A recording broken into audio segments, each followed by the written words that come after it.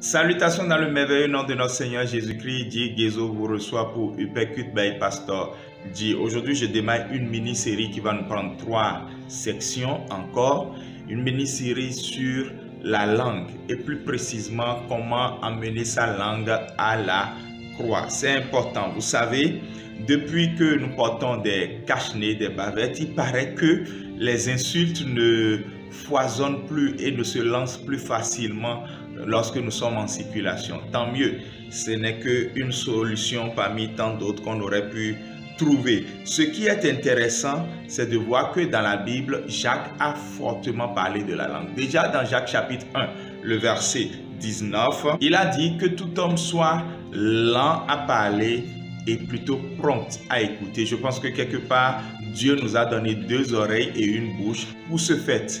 Et voilà, dans le chapitre 3, du verset 1 au verset 12, il fait un long développement sur l'usage de la langue et sur les implications d'un mauvais ou d'un bon usage de la langue. On peut retenir au verset 9 qu'il a dit par exemple, « Par notre bouche et par notre langue, nous bénissons le Seigneur, notre Père, et par elle, nous maudissons les hommes faits à l'image de Dieu.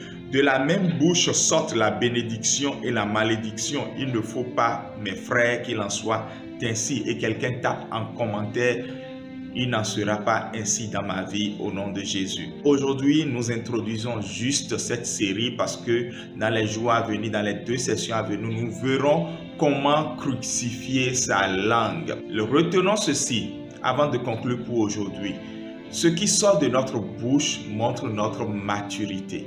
Souvent, les jeunes qui veulent se marier se demandent qu'est-ce qui me permettra de savoir si telle personne est mature, parce que le mariage est une question de mari âgé.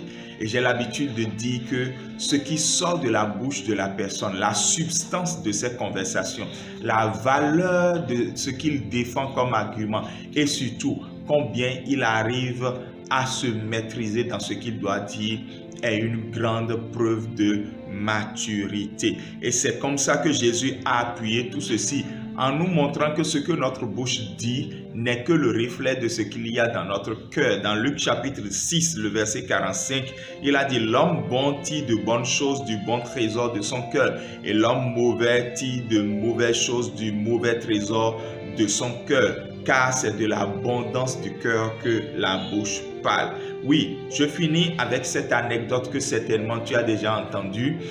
Ce jeune homme qui un jour s'apprêtait tôt le matin à aller à un entretien d'embauche en circulation. Il y a un homme plus âgé que lui dans son véhicule qui l'a cogné. Lui, il était à moto. Et notre jeune diplômé n'a pas eu de la retenue. Il a insulté l'aîné de tous les noms d'oiseaux possibles. Et puis, finalement, ils ont eu un règlement à l'amiable. Il a continué sa route, l'autre aussi.